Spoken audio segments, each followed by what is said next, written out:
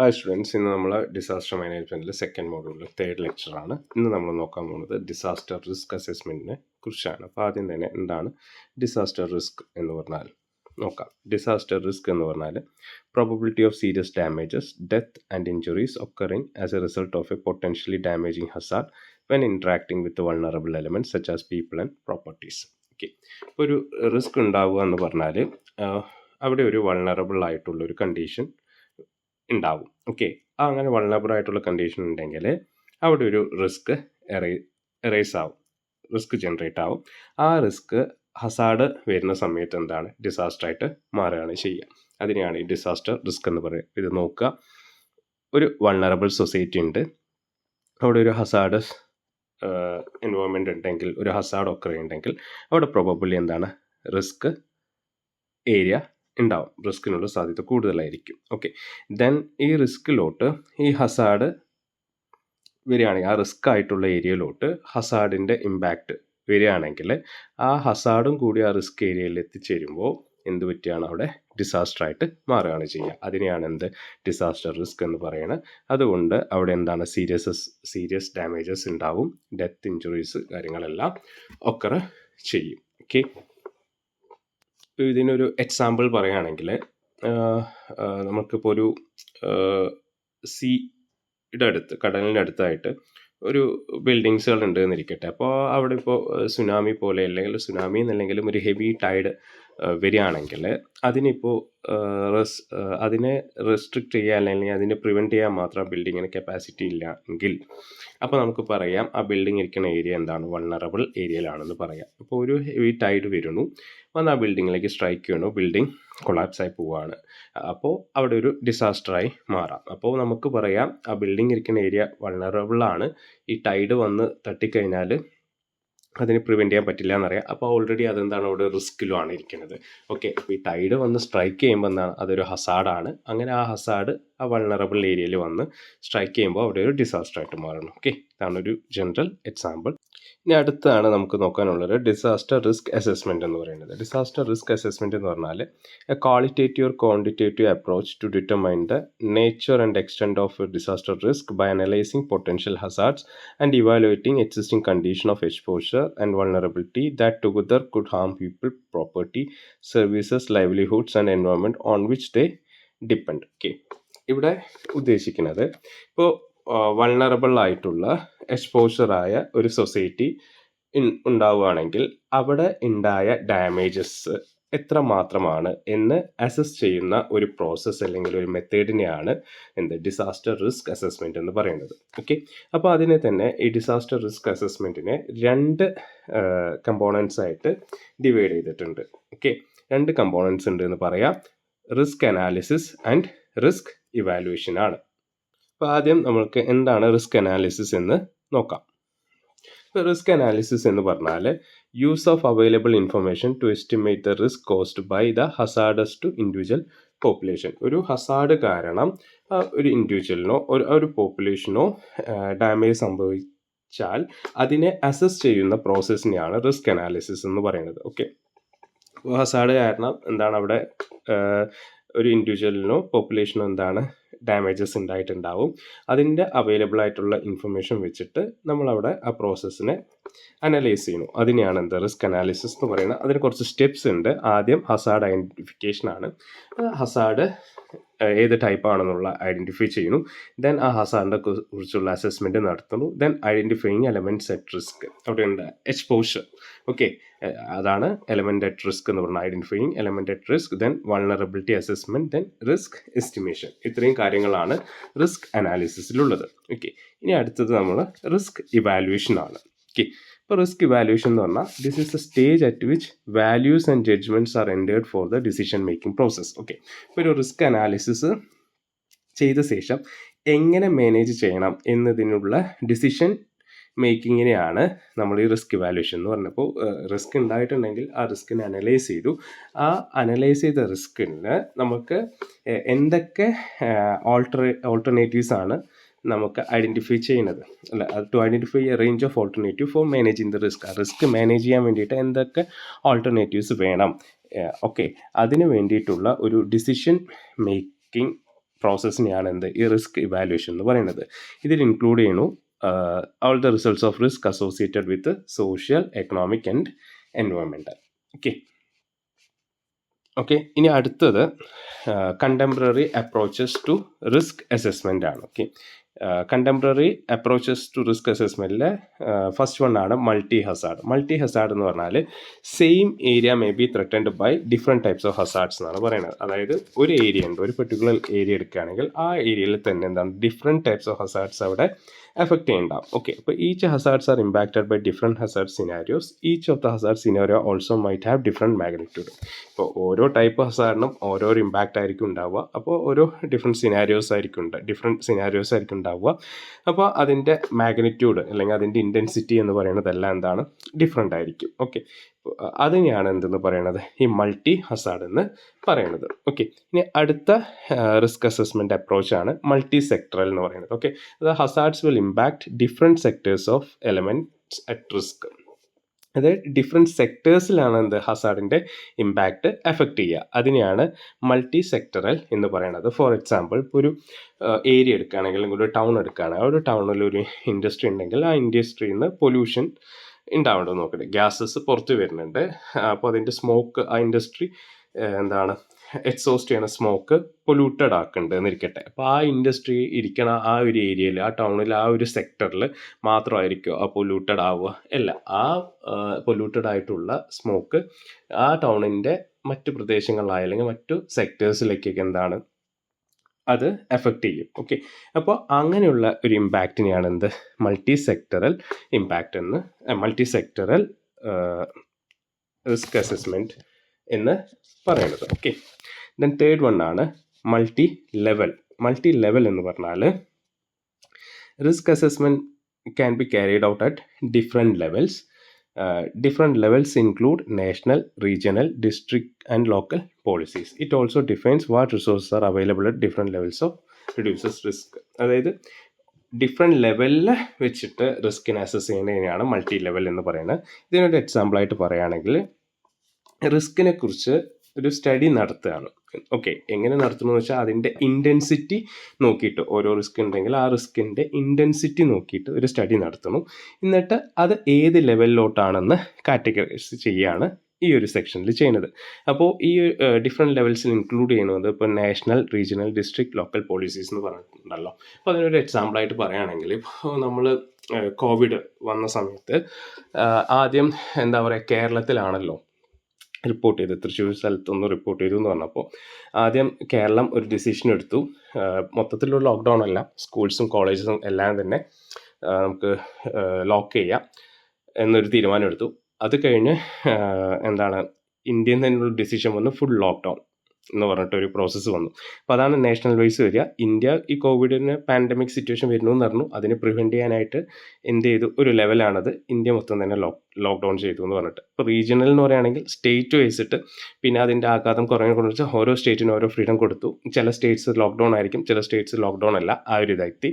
Then district ലെവലിൽ നിർത്തുകയാണെങ്കിൽ ആ ഡിസ്ട്രിക്റ്റിൽ ഏതൊക്കെ ഏരിയയിലാണ് വേണ്ടത്, ചിലപ്പോൾ ഒരു ഡിസ്ട്രിക്ട് മാത്രമായിരിക്കും അതിന് ലോക്ക്ഡൗണിൽ ഉണ്ടാവുക, വേറെ ഡിസ്ട്രിക്ട്സിന് കുഴപ്പമില്ല എന്നുള്ള രീതിക്കാവും. അതുപോലെ ലോക്കൽ പോളിസീസ്, ആ ഡിസ്ട്രിക്റ്റിനകത്ത് തന്നെ കാര്യങ്ങളെങ്ങനെ സെപ്പറേറ്റ് ചെയ്ത് പോകും. ഇപ്പോൾ ഇപ്പോഴത്തെ റീസെൻ്റ്ലി പറയുകയാണെങ്കിൽ, ഇപ്പോൾ നിപ്പ കോഴിക്കോട് വന്നപ്പോൾ ആ ഒരു ഏരിയ, ആ ഒരു സെക്ടറിൽ മാത്രമാണ് ലോക്ക്ഡൗൺ ആക്കിയിട്ട് ബാക്കിയൊന്നും അധികം അഫക്റ്റ് ചെയ്യാത്ത രീതിക്ക് വെച്ചു. അതിനെയാണ് ഈ ഡിഫറെൻറ്റ് ലെവൽ എന്ന് പറയുന്നത്. അതായത് ഒരു അവിടെ ഒരു റിസ്ക് സംഭവിച്ചിട്ടുണ്ട്, അതിന് സ്റ്റഡി നടത്തിയിട്ട് അതിൻ്റെ ഇൻറ്റൻസിറ്റി നോക്കിയിട്ട് ആ ഒരു ലെവല് കാറ്റഗറൈസ് ചെയ്യാണ്. ഓക്കെ, അതിനാണ് ഈ മൾട്ടി ലെവൽ എന്ന് പറയുന്നത്.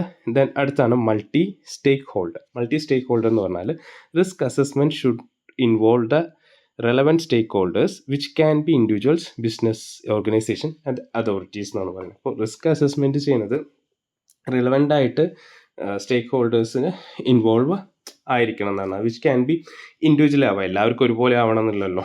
ഓക്കെ, ഇൻഡിവിജ്വൽ ആവാം. ഈ ഒരു ഇൻഡിവിജ്വലിന് എങ്ങനെയാണ് റിസ്ക് അല്ലെങ്കിൽ ഈ ഹസാർഡ് അല്ലെങ്കിൽ ഇമ്പാക്റ്റ് എഫക്റ്റ് ചെയ്യാന്ന് വെച്ചാൽ, ചിലപ്പോൾ ആൾക്ക് ഉണ്ടായ ഇപ്പോൾ ലോക്ക്ഡൗണിൻ്റെ കേസ് തന്നെ എടുത്തോളൂ. കോവിഡ് വന്നപ്പോൾ സമയത്ത് ലോക്ക്ഡൗൺ ആയപ്പോൾ ഒരുപാട് ഇൻഡിവിജ്വൽസിന് അല്ലെങ്കിൽ ഒരുപാട് ആൾക്കാർക്ക് അവരുടെ ജോബും കാര്യങ്ങളും നഷ്ടപ്പെട്ടിട്ടുണ്ടായിരുന്നു. നേരെ മറിച്ച് ഒരു ബിസിനസ് കേസാണ് എടുക്കണമെങ്കിൽ ബിസിനസ്സിൽ ഇപ്പോൾ കാര്യങ്ങൾ എക്സ്പോർട്ടോ ഇമ്പോർട്ടോ കാര്യങ്ങൾ ചെയ്യണമെങ്കിൽ അതെല്ലാം നിന്ന് പോവുകയാണ് ചെയ്യുക. അപ്പോൾ അവിടെ ബിസിനസ്സിൽ അവർക്ക് ലോസസും കാര്യങ്ങളുണ്ടായിട്ട് അപ്പോൾ അതൊരു എന്താണ് റിസ്കിലോട്ട് പോവുകയാണ് ചെയ്യുക. ദെൻ ഓർഗനൈസേഷൻ ആണെങ്കിൽ ഓർഗനൈസേഷനിൽ അണ്ടറിൽ ഒരുപാട് പേര് വർക്ക് ചെയ്യുന്നുണ്ടാവും. അവർക്കുള്ള സാലറിയും കാര്യങ്ങളെല്ലാം കൊടുക്കാൻ കഴിയണം. അപ്പോൾ അതെല്ലാം അത് വർക്ക് നടന്നാലേ പറ്റുള്ളൂ. അപ്പോൾ അവിടെയും കുറേ ക്രൈസിസും കാര്യങ്ങളും വന്നു. അതൊരു റിസ്കിലോട്ട് പോവുകയാണ്. ഓക്കെ, ഇതിനാണ് ഈ മൾട്ടി സ്റ്റേക്ക് ഹോൾഡർ എന്ന് പറയുന്നത്. ഇനി ലാസ്റ്റ് വണ്ണാണ് മൾട്ടി ഫേസ് എന്ന് പറയും. മൾട്ടി ഫേസ് എന്ന് പറയുമ്പോൾ it consist of various phases of risk assessment such as response, recovery, mitigation, preparedness. അതായത് ഇതിൽ various phases of risk assessment ആണ് ഇവിടെ നടത്തുന്നത്. മൾട്ടി ഫേസ് എന്ന് പറയുമ്പോൾ ഒന്നിൽ കൂടുതൽ ഫേസസ് ആണ്. അത് ഏതൊക്കെയാണെന്ന് വെച്ചാൽ റെസ്പോൺസ് ആണ്, റിക്കവറി ആണ്, മിറ്റിഗേഷൻ ആണ്, പ്രിപ്പയർനെസ് ആണ്. അപ്പോൾ ഒരു ഡിസാസ്റ്റർ വന്നിട്ടുണ്ടെങ്കിൽ നമ്മൾ ഫേസ് ചെയ്യുകയാണെങ്കിൽ അല്ലെങ്കിൽ ആ ഒരു റിസ്ക് അസസ് ചെയ്യാൻ വേണ്ടി എങ്ങനെ ചെയ്യണമെന്ന് വെച്ചാൽ ആദ്യം റെസ്പോൺസ് ആണ് വേണം. റാപ്പിഡായിട്ട് അതിനെ റെസ്പോണ്ട് ചെയ്യാൻ കഴിയണം. ദെൻ അത് വന്നു കഴിഞ്ഞിട്ടുണ്ടെങ്കിൽ വന്ന് കഴിഞ്ഞതിന് ശേഷം അതിൽ നിന്ന് നമുക്ക് റിക്കവർ ചെയ്യാൻ കഴിയണം. ദെൻ മിറ്റിഗേഷൻ എന്ന് പറഞ്ഞാൽ ലഘൂകരിക്കുക, സ്മൂത്തൻ ചെയ്യുക എന്ന് പറയുമ്പോൾ ഒരു ഇൻറ്റൻസിറ്റിയാണ്. അതിൻ്റെ ആ ഡിസാസ്റ്റർ കൊണ്ടുണ്ടായിട്ടുള്ള ഇൻറ്റൻസിറ്റിയെ നമുക്ക് കുറയ്ക്കാനുള്ള കൺട്രോൾ മെഷേഴ്സ് എടുക്കുക. ഇതാണ് ഈ മിറ്റിഗേഷൻ. ദെൻ പ്രിപ്പയർനെസ് എന്ന് പറഞ്ഞാൽ ഇപ്പോൾ ഒരു ഡിസാസ്റ്റർ വരും എന്ന് നമുക്ക് തോന്നുകയാണെങ്കിൽ അതിന് മുൻപ് തന്നെ എന്താണ് അതിന് പ്രിപ്പയർഡ് ആയിട്ടിരിക്കും. ഇപ്പോൾ കോവിഡിന് ഒരു എക്സാമ്പിൾ പറയുകയാണെങ്കിൽ കോവിഡ് അവിടെ ഇവിടെയും ആ ഒരു സ്ഥലങ്ങളിലൊക്കെ വന്നു എന്ന് കേൾക്കുമ്പോൾ തന്നെ അതിന് വേണ്ടിയിട്ടുള്ള പ്രൊട്ടക്ഷനായിട്ട് മാസ്ക് യൂസ് ചെയ്യുക, സാനിറ്റൈസർ യൂസ് ചെയ്യുക എന്നൊക്കെ പറഞ്ഞു. അപ്പോൾ അതൊരു പ്രിപ്പറേഷനാണ്. അപ്പോൾ നമ്മൾ ആ ഏരിയയിലോട്ട് ആ ഡിസാസ്റ്റർ വരികയാണെങ്കിൽ നമ്മളതിനെ പ്രിവെൻറ്റ് ചെയ്യാനായിട്ട് പ്രിപ്പയർ ചെയ്തിരിക്കുകയാണ്. മാസ്ക് യൂസ് ചെയ്യണം, സാനിറ്റൈസർ യൂസ് ചെയ്യണമെന്ന് പറഞ്ഞു. അപ്പോൾ ആ ഒരു പ്രിപ്പയർനെസ്സിലൂടെ പോവുക, ആ ഒരു മെത്തേഡിലൂടെ പോവുക. അതാണ് ഈ പറഞ്ഞ റെസ്പോൺസ്, റിക്കവറി, മിറ്റിഗേഷൻ, പ്രിപ്പയർനെസ്. ഇതൊക്കെയാണ് എന്ത് മൾട്ടി ഫേസിൽ വരുന്നത്. നമുക്ക് അടുത്തതാണ് റിസ്ക് അസസ്മെൻറ്റ് മെത്തേഡ്സ് എന്ന് പറയും. ഓക്കെ, റിസ്ക് അസസ്മെൻ്റ് ഉണ്ട്, അതിൻ്റെ മെത്തേഡ്സ് ആണ് 3 മെത്തേഡ്സ് ആണുള്ളത്. Qualitative method, semi quantitative method, quantitative methods എന്ന് പറഞ്ഞാൽ. അപ്പോൾ ആദ്യം ക്വാളിറ്റേറ്റീവ് റിസ്ക് അസസ്മെൻ്റ് എന്ന് പറഞ്ഞാൽ ഇതിൽ ഇൻവോൾവ് ആയിട്ടുള്ളത് qualitative description of risk in terms of high, moderate, low. ഒരു റിസ്കിനെ എങ്ങനെയാണെന്ന് വെച്ചാൽ ഹൈ, മോഡറേറ്റ്, ലോ എന്ന് പറഞ്ഞിട്ടാണ് ക്ലാസിഫൈ ചെയ്തിട്ടുള്ളത്. അതായത് ഹസാർഡിൻ്റെ ഇൻഫർമേഷൻ ബേസ് ചെയ്തിട്ടായിരിക്കും ചെയ്യുക. അപ്പോൾ ഇതെല്ലാം യൂസ് ചെയ്യണം എവിടെയാണ് നമ്മളിതൊരു ഈ ക്വാണ്ടിറ്റേറ്റീവ് റിസ്ക് അസസ്മെൻറ്റ് നടത്തുകയെന്ന് ചോദിച്ചാൽ, ഒരു hazard information does not allow us to express the probability of occurrence or it is not possible to estimate the magnitude. അവിടെ ഉണ്ടാവുന്ന ഒക്കറൻസിൻ്റെ പ്രോബബിലിറ്റി എന്താണ് എക്സ്പ്രസ് ചെയ്യാം.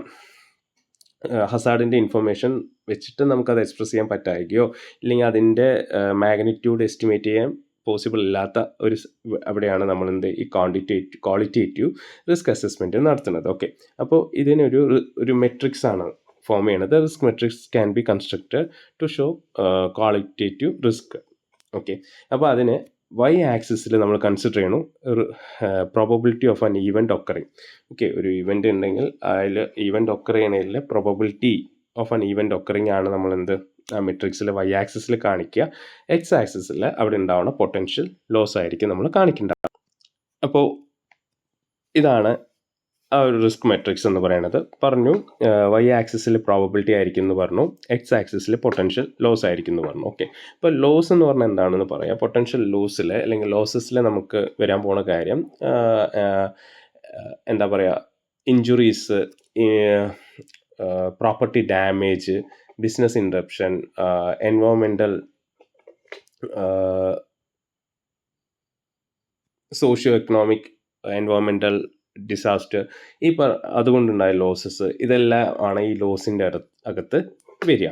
ഓക്കെ, ദെൻ നേരെ മറിച്ച് പ്രോബബിലിറ്റിയുടെ കേസിൽ high, medium, low, very low എന്ന് പറഞ്ഞ് കാറ്റഗറൈസ് ചെയ്തിട്ടുണ്ട്. അപ്പോൾ ഒരു പ്രോബബിലിറ്റിയിലെ ഹൈ എന്ന് നമ്മൾ പറയണത് ഒരു ഈവൻറ്റ് ഒക്കർ ചെയ്യുകയാണെങ്കിൽ അത് മോർ ഫ്രീക്വൻ്റ് ആയിരിക്കും എന്ന് പറഞ്ഞാൽ then once in a 10 year എന്നാണ് പറയുക. ഒരു 10 വർഷത്തിൽ ഒരു തവണ തന്നെ ഒരു ഈവൻറ്റ് ഇൻ ദ സെൻസ് ഇവിടെ ഒരു ഹസാർഡ് ഒക്കർ ചെയ്യുകയാണെങ്കിൽ അവിടെ നമുക്ക് ആ പ്രോബബിലിറ്റി എന്താണ് ഹൈ എന്ന് പറഞ്ഞ് ക്ലാസിഫൈ ചെയ്യാം. ദെൻ മോഡറേറ്റ് എന്ന് പറയുകയാണെങ്കിൽ ഒരു event that occur from once in 10 years to once in 100 years. ഒരു 10 ഇയേഴ്സ് തൊട്ടിട്ട് 100 വർഷത്തിൻ്റെ ഇടയ്ക്കാണ് ആ ഒരു ഹസാർഡ് ഒക്കർ ചെയ്യണതെങ്കിൽ അതിനെ നമുക്ക് മോഡറേറ്റ് എന്ന് പറഞ്ഞ് പറയാം.